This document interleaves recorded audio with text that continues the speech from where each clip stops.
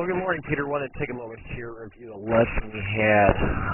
When we take a look at this is the last one that we worked on. This is the last review. Kind of had an image of everything that we talked about. Now, I want to keep that in mind and keep that kind of sitting there, but what I want to do first is go back to the beginning. We talked about primarily two things. One, as you go to take the club back, ideally what I want you to see or what I want you to feel initially is trying to keep that club or keep that club going, in front of you, or keep that club in front of you as you take the club back. And what do I mean by that? Well, I'll flip you through here. Let's get you in here. All right. So two positions here. So as we take the club back, one of the things I saw is as you go to take the club back, I like our position here. As we see here, but at waist high, I like a little bit of the angle of the club coming up, the head of the club being up a little bit higher than the hand, is showing a set, showing a setting of the club as it goes back. Now, one of the things we do see, and one of the things I would recommend or wanted to show you was that as you do go back, what you will see or what we will kind of judge by is right here. And what I'm looking for is, come on, I had Rory here. Give me 2 seconds here. All right. That's Tom. There's VJ. Okay. Well, just to show you VJ as an example more, even though this is with a wood, it's still the same concept. As VJ takes the club back, see how the club is right here in front of us. Left arm is straight down from that shoulder. Club is extending back here from us. If we look here, you can see how that left arm of yours is coming back behind us just a little bit, which thus in turn the club comes up and is going along around. Here's where the club face is. Here's where the club head is. And it's not just VJ. I mean, it's everyone. Look at Steve Stricker. This is Steve from the side, but you can still see that same position. Club cut, arm down the line, slightly turned back. See, and that's where your shoulders are slightly turned back, but that left arm is being pulled around. Could it be from the right hand? Could it be from just, can you consistently do it time after time after time over the course of years? Who knows? But right now, what I'd like to see, or what I'd like to see you do, this is even Ricky. Ricky takes it a little bit different, but you can still see right here. Even though that left arm's coming back, you can still see that same position as look where the club head is here.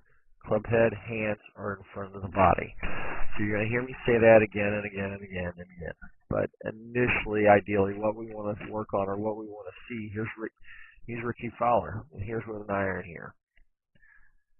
You still see that same position. So he goes to take the club back here, whereas with yourself, you start to bring the club down the line, but you can kind of see where that club starts to go away.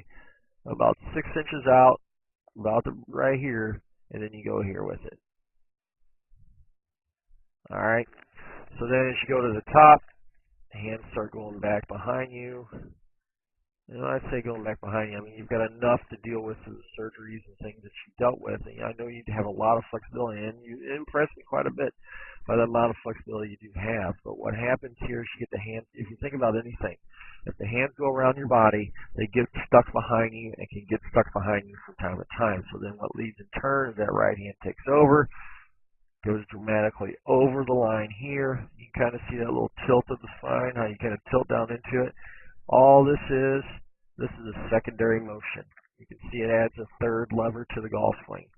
Watch your elbows here and your hands go forward. That's all wasted energy. I'd much rather see you stop right about there and come back down from there, because what happens here now, the right hand takes over, club drops in, not in a bad position, but still slightly over it. Right here where you're at right here, I would have loved to see you right there. Going up from there, coming back down from there, and back and through. Now, what you also talked about there during the lesson is sometimes you do get that little bit of that lean going here.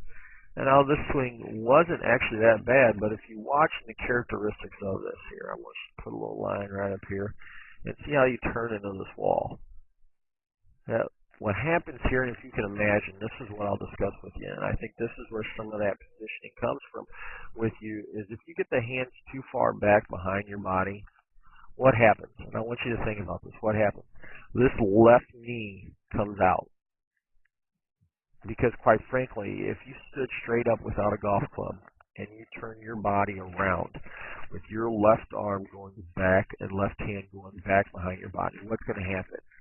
It's something we learn as kids as we grow up, is that position to be able to become stable and stay upright, so that we don't fall over. That left knee or another part of the body comes out to keep ourselves balanced, whether it's the left shoulder dipping down or the left knee coming out. Well, what happens here? As you get back behind, you see right there. Right there. Look how far that left knee is right there. That left shoulder is here. All right, so we get back behind us. And that's you there at the end. Get that little extra little bit out of it.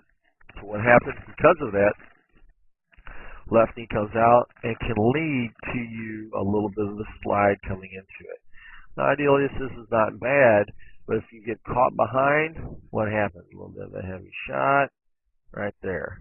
See how I hit the ground first, got the ball up, made our turn through. Now, I think it could be a little bit more successful. What I gave you as a thought, to practice with, or kind of a thought to be with here, initially, hold on here, let me find the video that I wanted to fit here.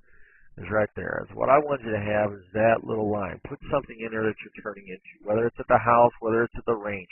Put something into the left of you, and I want you to feel like you're turning into that position. I gave you a ball.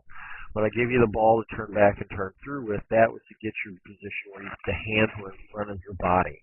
As your hands are in front of your body, and even if you look at this position here, left knee did not come out as much as we've seen over here on the left-hand side.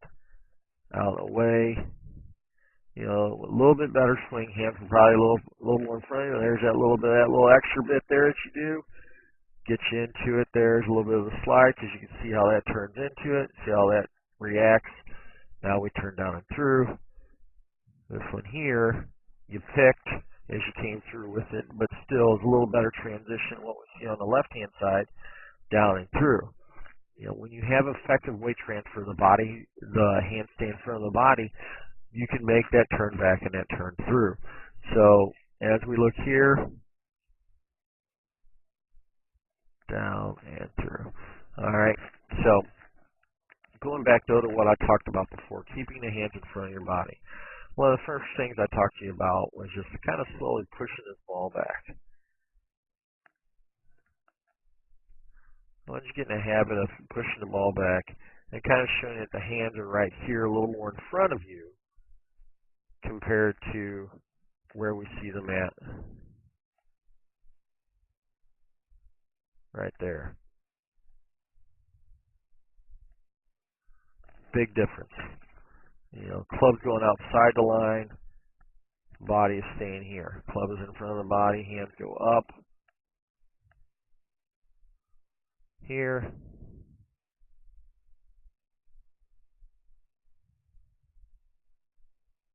That one there.